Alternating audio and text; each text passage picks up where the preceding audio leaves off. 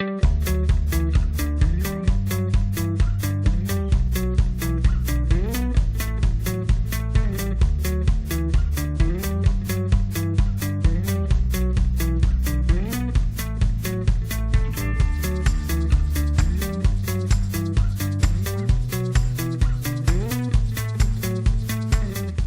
qui évidemment nous a surpris, a été vachement sympa, c'est l'envie.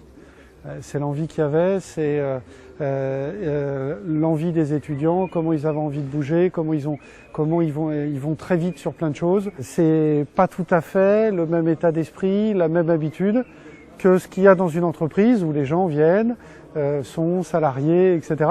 Donc ce qui était intéressant aussi, c'était le choc des deux cultures et le choc des deux ambitions sur ce projet-là. Les bénéfices pour CMF, ils sont à mon avis de trois types. Premier bénéfice, bien évidemment, c'est un projet ambitieux et donc c'est motivant pour les équipes.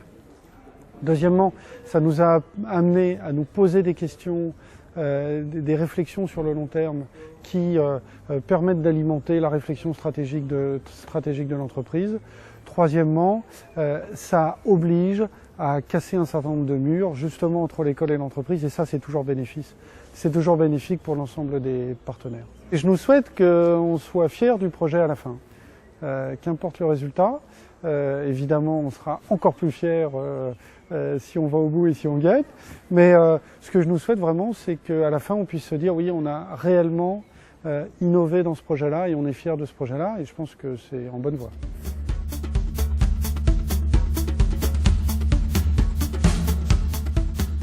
Ce qui est intéressant de s'impliquer dans un projet étudiant finalement, c'est qu'on se rend compte que notre filière qui pendant peut-être un certain nombre d'années était considérée comme une filière où il se passait peu de choses, avec finalement peu d'innovation, on voyait des chantiers toujours un peu pareils.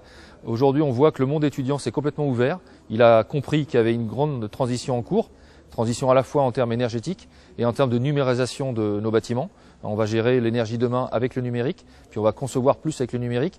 Et en ça, les grandes écoles de Nantes se sont impliquées dans ce concours étudiant parce qu'elles savent que leurs emplois demain sont aussi possiblement dans cette filière. Et ça, c'est très encourageant, en tout cas, de s'impliquer avec eux dans cette dynamique parce qu'on veut aussi que les talents futurs de nos métiers proviennent des écoles et idéalement de la région.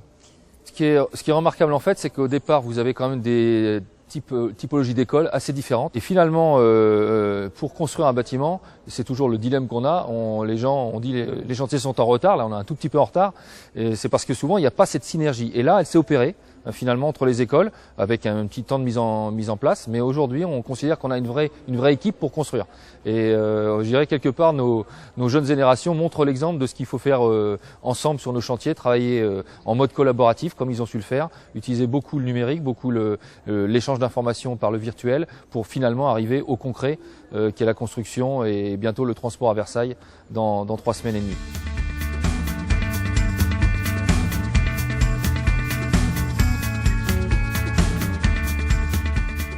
Les projets collaboratifs sont vraiment aujourd'hui une mode.